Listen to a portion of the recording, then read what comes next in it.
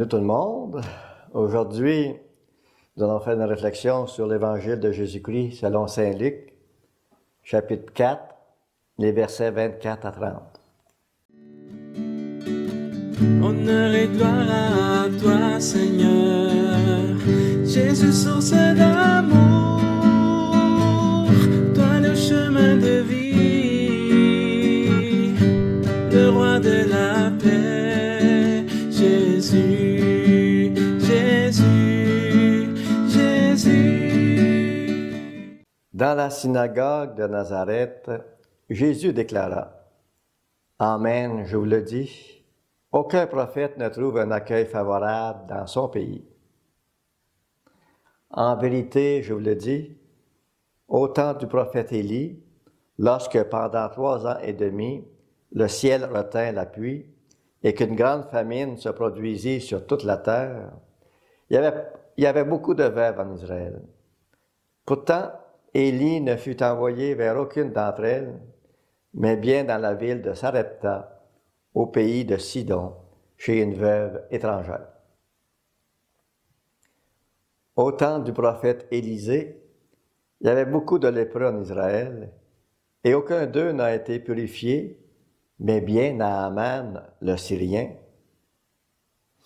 À ces mots, dans la synagogue, tous devinrent furieux. Ils se levèrent, poussèrent Jésus hors de la ville, et le menèrent jusqu'à un escarpement de la colline où leur ville était construite, pour le précipiter en bas. Mais lui, passant au milieu d'eux, allait son chemin. Acclamons la parole de Dieu. Louange à toi, Seigneur Jésus.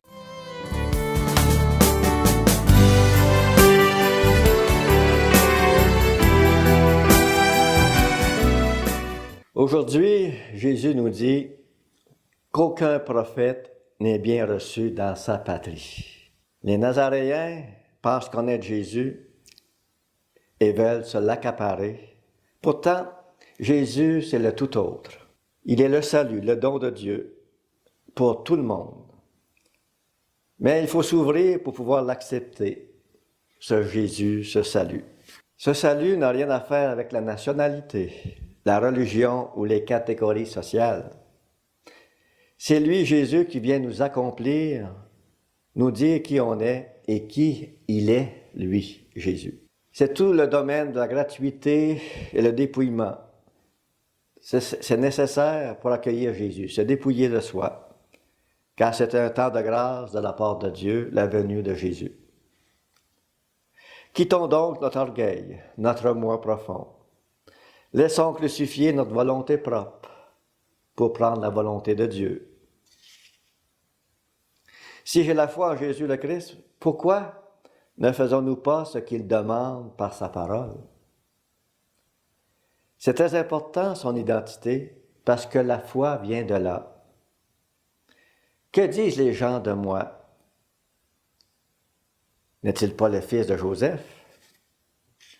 Et dès le début de sa mission, Jésus a été en but aux critiques et au rejet.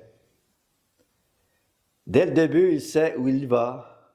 Il sait où cela va se terminer. Pour toi, Jésus, ce ne sera pas une couronne de roi. Ce sera une couronne d'épines sur le bois de la croix. Quand Jésus, tu as dit oui à ta mission, tu as dit oui à tout cela. Tu es venu ouvrir un chemin de paix en sacrifiant ta propre vie. Oui, laissons-nous réconcilier avec Dieu. Il est venu dire la vérité qui conduit à la vie éternelle. Aujourd'hui, qu'en est-il? Voulons-nous vraiment entendre la parole de Dieu? Voulons-nous vraiment accepter Jésus comme le Fils de Dieu? Comme celui qui nous montre le vrai chemin et qui nous ouvre à la vie éternelle avec lui? Ou préférons-nous lui dire, nous aussi, d'aller voir ailleurs? Car tes paroles, Seigneur, nous dérangent. Ça nous dérange dans notre conception de la vie, dans nos projets personnels. C'est à chacun de nous que Jésus se présente comme Seigneur et Sauveur. Mais la liberté de l'accueillir ou de le refuser nous appartient.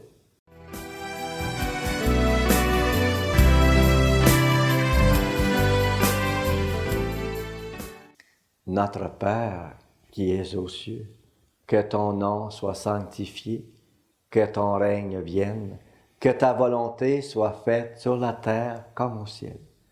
Donne-nous aujourd'hui notre pain de ce jour. Pardonne-nous nos offenses, comme nous pardonnons aussi à ceux qui nous ont offensés.